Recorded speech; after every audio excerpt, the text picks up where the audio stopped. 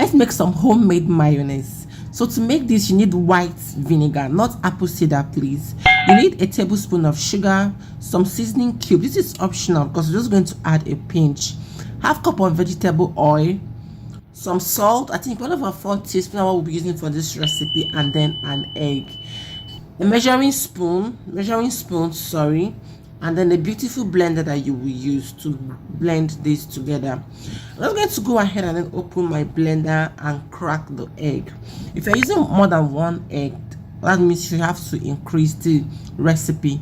So I'm just going to go ahead and crack the egg away from the plate so that I don't introduce any eggshell to the plate.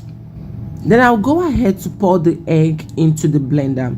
Now I can say eggs, that is if you are increasing the recipe or multiplying the recipe, but if you are not, that means it's just one egg. Carefully pour this into your blender, cover, and then open the up of the blender. That means it usually has a see-through cover. You can see that round cover that I just showed you guys. Little at a time, you start drizzling in your vegetable oil from that part. Now my beautiful second daughter came. She said she wanted to help.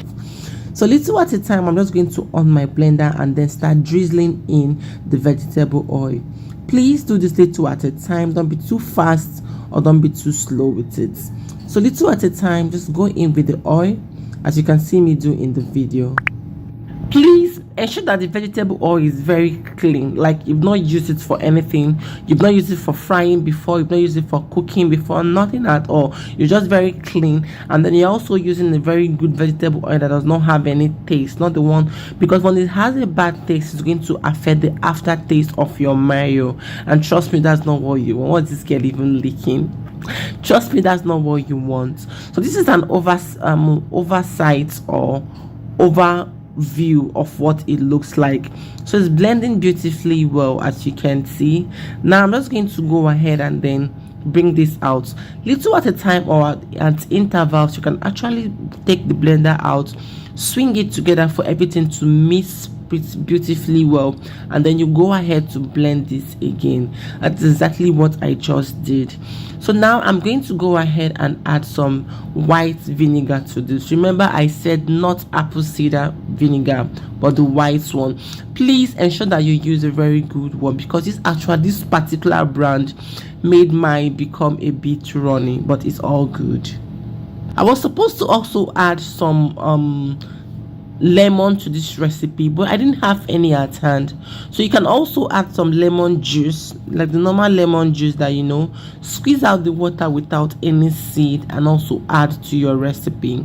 So after adding 2 tablespoons of white vinegar, I'm going to go ahead and add 1/4 teaspoon of salt.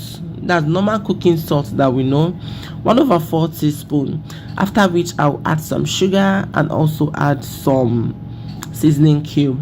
Like I said earlier, this seasoning cube is so optional.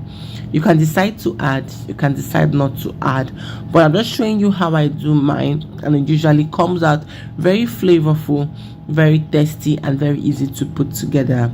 I'm just going to go ahead and add 1 tablespoon of sugar. If you are a sweet tooth, you can add more than 1 tablespoon, but this 1 tablespoon was so perfect for this recipe and for the quantity of mayo that I made. Now I'm just going to go ahead and add little seasoning. I'm just going to pinch it, I think like 1 or 2 times. I didn't even add up to half a cube. So, but if you don't want, like I said previously, please just feel free to skip it. So when I've gotten everything beautifully put together into the blender, I'm just going to cover again, tighten my blender up, and then blend for the final time. This is going to blend until everything comes together. It actually looks runny, but don't worry. Just pour this into a plate, cover up, and then pop this into your freezer. The more it stays into the freezer, the more it firms up. Remember, this is homemade. So for the commercial ones, they usually add some thickener, some edible corn flour, edible corn starch, and other emulsifiers, which we did not add, but you still get the same result.